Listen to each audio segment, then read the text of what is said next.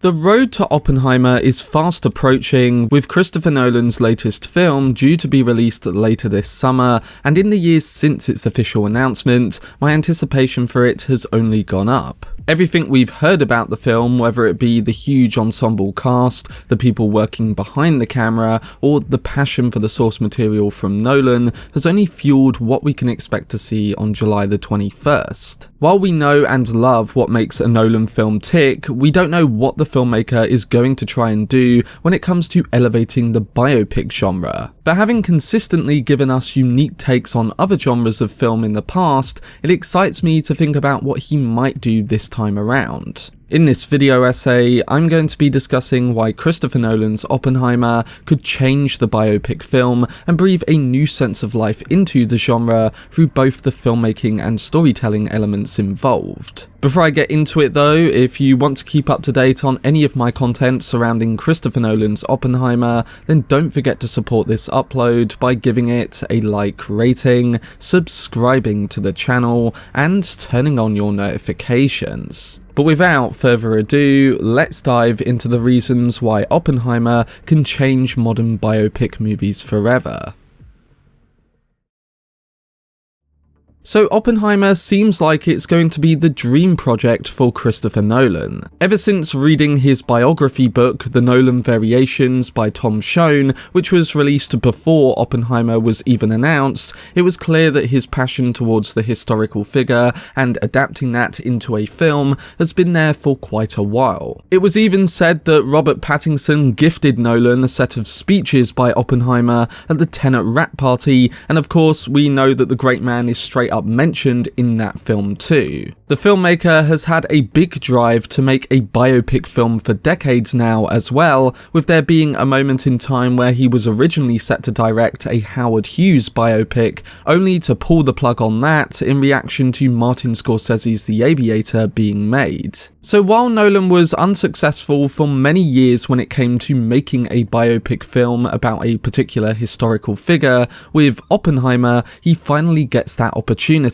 With Oppenheimer being the first biopic film for the filmmaker, it's become clear that this man's story is one that Nolan feels is incredibly special and an important one to bring to the big screen. If we follow that passion up with the knowledge of who Nolan has cast for roles in Oppenheimer, things get even more exciting. Whether it be Cillian Murphy, Robert Downey Jr., Emily Blunt, Florence Pugh, Matt Damon, or so on, it probably has one of the most talented casts I've seen linked to a recently announced film, and we can only imagine what a character-driven project with those actors could turn out to be. On top of that, and all the announcements towards those working on the film, this is really the perfect storyline for Christopher Nolan to adapt. The film follows the life of theoretical physicist J. Robert Oppenheimer, the director of the Los Alamos Laboratory during the Manhattan Project, and his contributions that led to the creation of the atomic bomb with the famous nuclear trinity test. Alongside all of the nuclear bomb development story threads, there's also another angle that follows this with the trials of Oppenheimer himself. J. Robert Oppenheimer was a national hero, but after the bomb brought the war to an end, in spite of his renown and enormous achievements,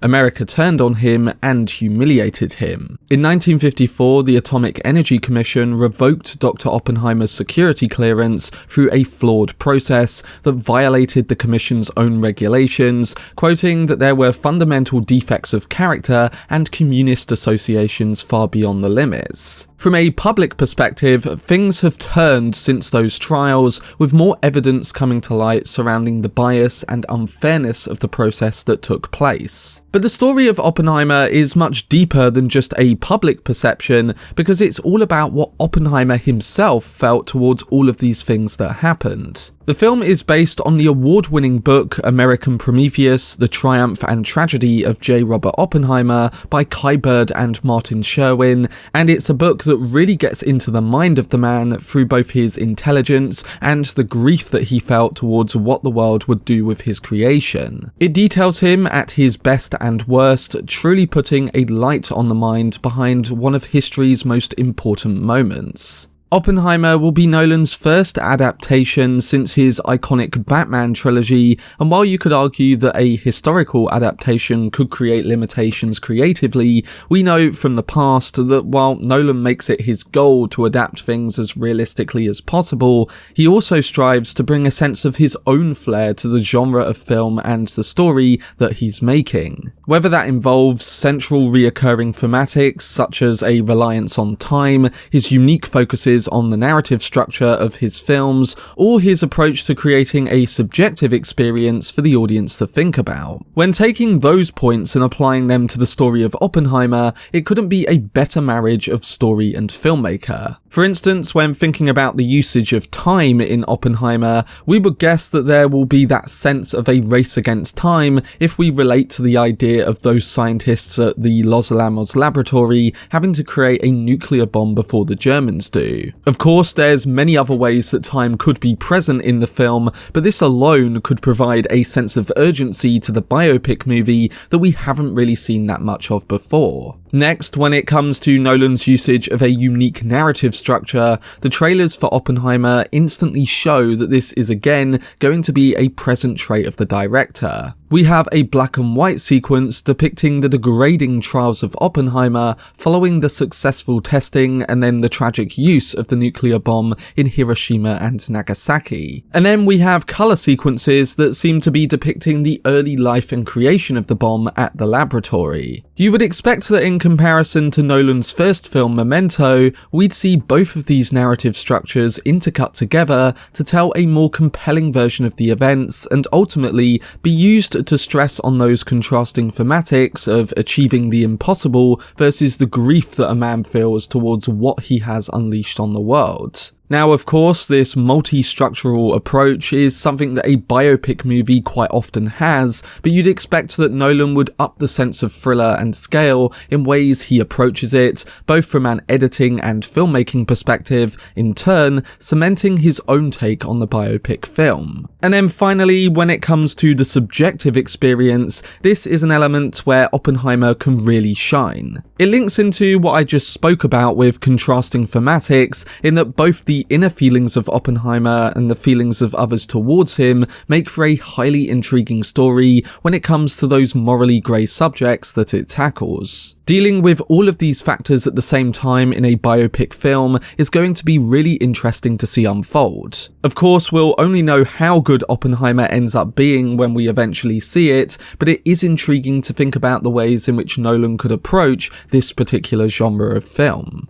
Coming to a discussion of the genre, it's not rocket science that the biopic film has a key connection to the main character, and it typically makes us emotionally relate to that central figure. Oppenheimer is an interesting one because yes, there are clear relating factors from an emotional and psychological level, but there are also scientific, practical, and I guess you could say intellectual points that really none of us can quite comprehend. He's relatable yet also not relatable all at the same time, and that instantly makes for quite the unique biopic story. One of Nolan's key filmmaking traits is focusing on the troubled protagonist of his movies in very distinct ways, depending on the story at hand. For example, in Memento, we had a protagonist that dealt with short-term memory loss following the death of his wife, and as that film transpires, we're made to question whether Leonard is a protagonist at all. In Inception, we also have the central grief of Leonardo DiCaprio's Cobb on display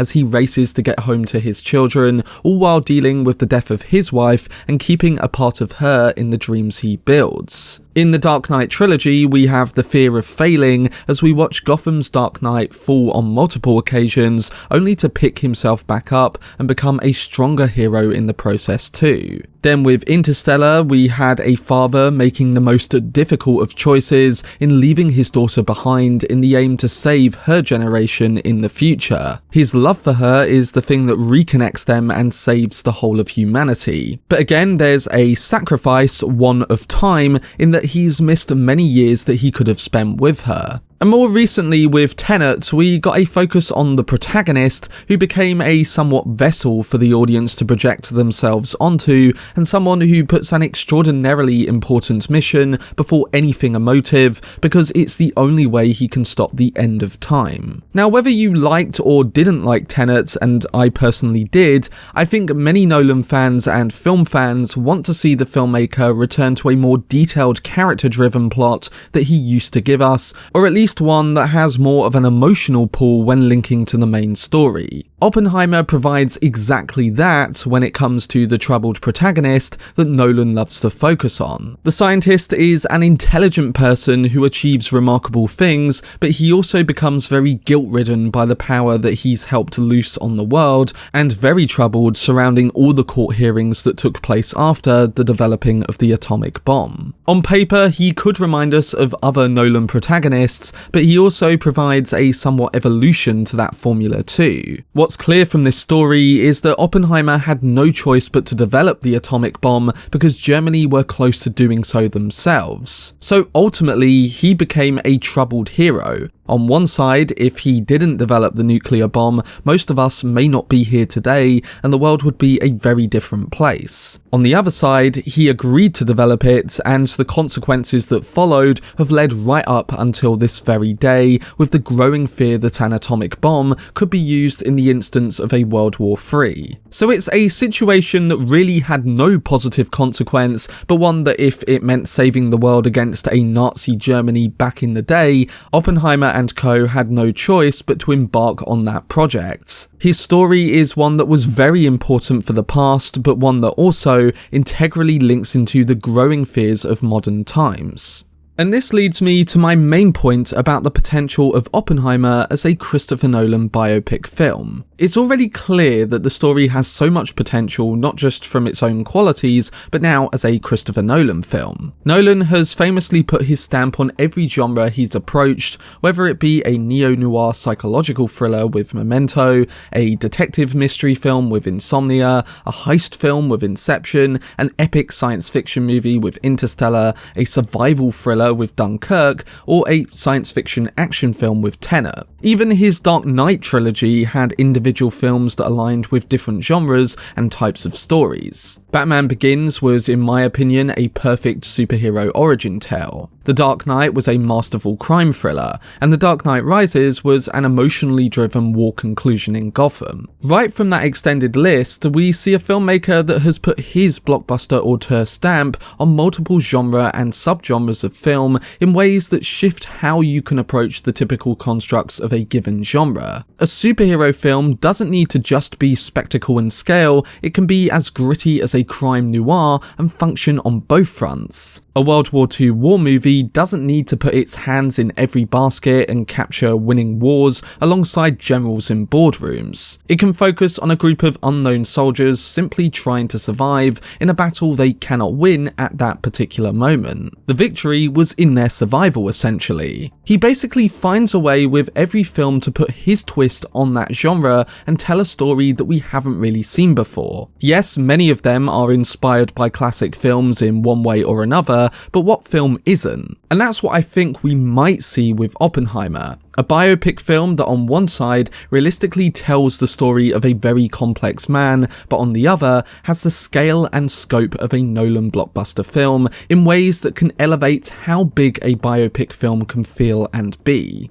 Oppenheimer is different from usual movie biopics due to the massive amount of buzz surrounding the film. It is incredibly rare for biopics to receive a true blockbuster-like reception from audiences, especially before release. The film, which is budgeted at $100 million, has a summer 2023 release date, a time of year typically reserved for superhero and action movies. And this shows that both director Christopher Nolan and studio Universal Pictures have incredible ambitions for the film outside of the typical award buzz that most biopics rely on to attract audiences. Yes, there can be the argument that this could hurt Oppenheimer as a story, but what's to say that a movie big in scale can't be as emotionally transcendent as a smaller character-focused tale, as Nolan has combined both of these traits in many of his past films. And if there's any story that can bring that, the urgency, scope, intrigue, and the psychological and emotional impact of a biopic, is J. Robert Oppenheimer's. His tale aligns with multiple genres of storytelling, and that is perfect for a Christopher Nolan film.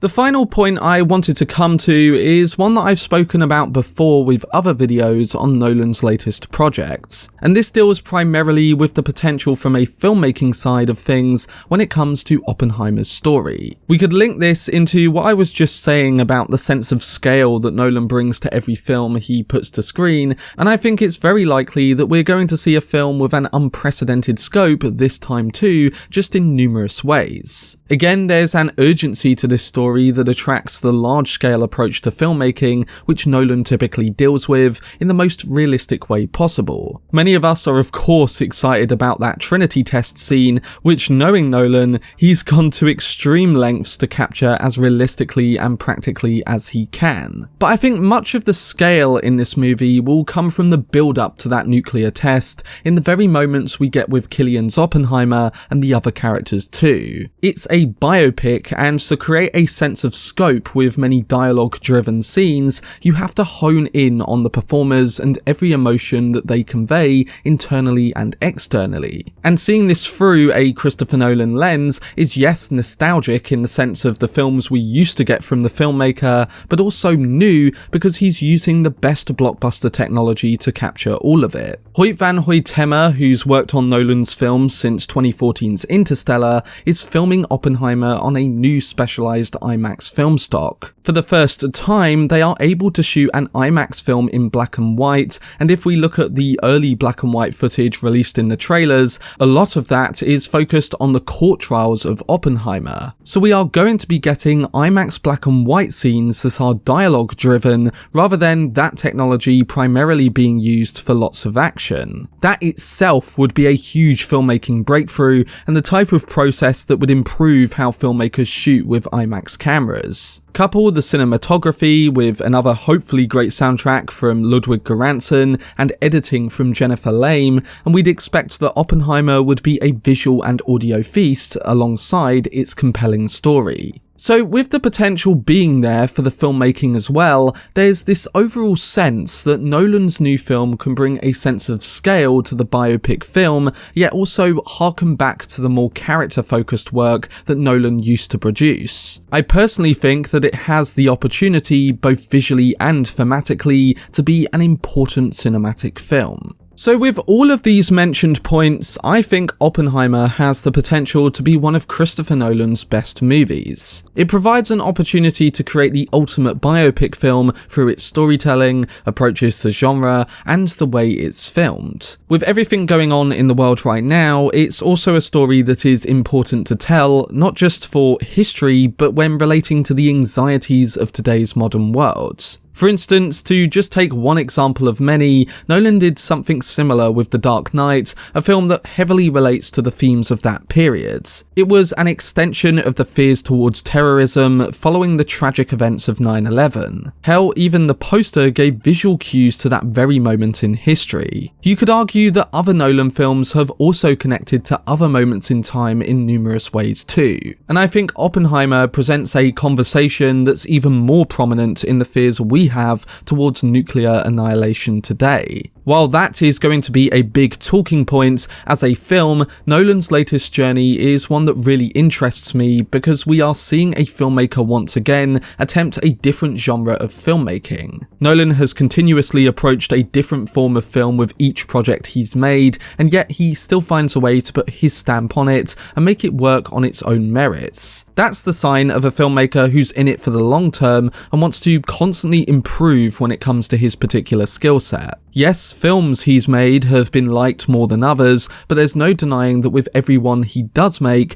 that there's a huge ambition to make it the biggest and best one yet. Again, everything I've said and my optimism for this could turn out to be completely wrong, and Oppenheimer may end up as a not so great film, but I think going into it, there's this sense that Nolan has tried to create something extremely special. He's done that time and time again before, and hopefully we'll get a movie that elevates the biopic genre in ways that only Nolan could do. But that was my video discussing why Oppenheimer has the potential to be a game-changing biopic film. Again, Oppenheimer could turn out to be either a great movie or one of Nolan's weaker films, but just going into it knowing his consistent track record and understanding the material that he's basing his new movie off, it makes me incredibly excited to see what he'll do with it. The hype surrounding Christopher Nolan's new film has become clear, and this is something that only a filmmaker like him could create for a biopic like this, and if it is great, I hope it will provide the level of blockbuster success that Universal and the filmmaker are hoping for. But whether it is or not, one thing's for sure, and that is that Christopher Nolan will aim to differentiate the film from conventional Hollywood biopics, in turn striving to bring a unique quality that only he could bring. We'll have to see, but overall, Oppenheimer is probably the most excited I've been for an upcoming film, alongside that of Denis Villeneuve's Dune Part 2. But are you excited for Christopher Nolan's Oppenheimer, and like me, do you think the filmmaker could elevate the biopic film? I'm interested to hear what you guys think, so let me know what your thoughts are down below in the comment section. For much more videos and news on Christopher Nolan's Oppenheimer, then subscribe to the channel and turn on your notifications. Also, if you enjoyed this video, remember to leave a like, rating, and follow me on social media via the links in the description. But anyway, I hope you guys enjoyed it. I've been Cortex, and as always, make some noise.